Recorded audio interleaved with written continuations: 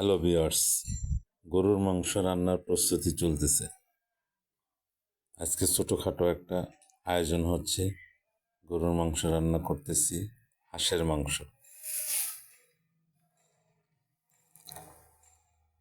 গরুর মাংস নাড়াচাড়া হচ্ছে, প্রায় শেষ পর্যায়ে। গরুর মাংস শেষ হলে আমরা এখন হাঁসের মাংস রান্না করব। হাঁসের মাংস প্রস্তুতি চলতেছে। তেল দিয়ে দিব এখন। আদা রসুন পেঁয়াজ দেওয়া হলো। তারপরে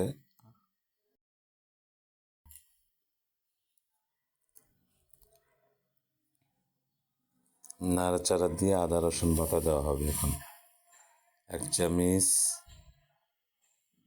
আদা রসুন বাটা, 2 চামচ আদা রসুন বাটা। তারপর নাড়াচাড়া হবে, কষানো হচ্ছে।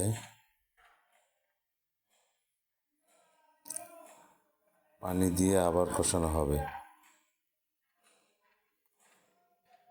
নাড়াচাড়া দিয়ে তারপর মরিচ দেওয়া হবে, লবণ দেওয়া হবে। এখন 2 চামচ লবণ,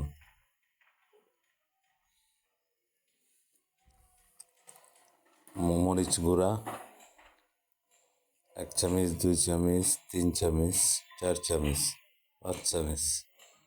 তারপর হলুদ গুঁড়া,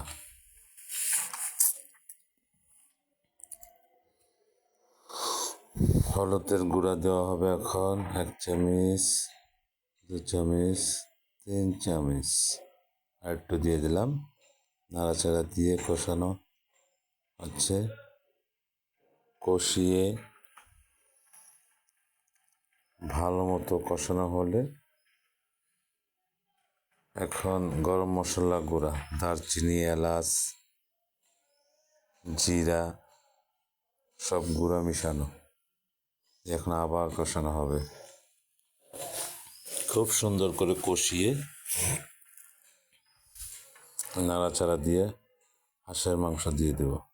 নারকেল বাটা দিয়ে তারপর আবার কষানো হচ্ছে। ভালো করে কষিয়ে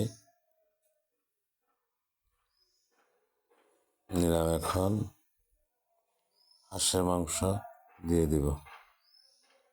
চীনা হাঁসের মাংসগুলো ভালো করে কষাতে হবে।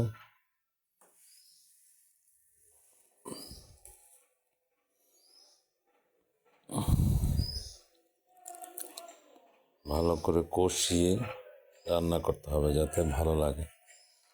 লাকড়ির চুলার রান্না খুবই স্বাদ, এই জন্য লাকড়ির চুলায় রান্না করা হচ্ছে। ছোটোখাটো একটা আয়োজন।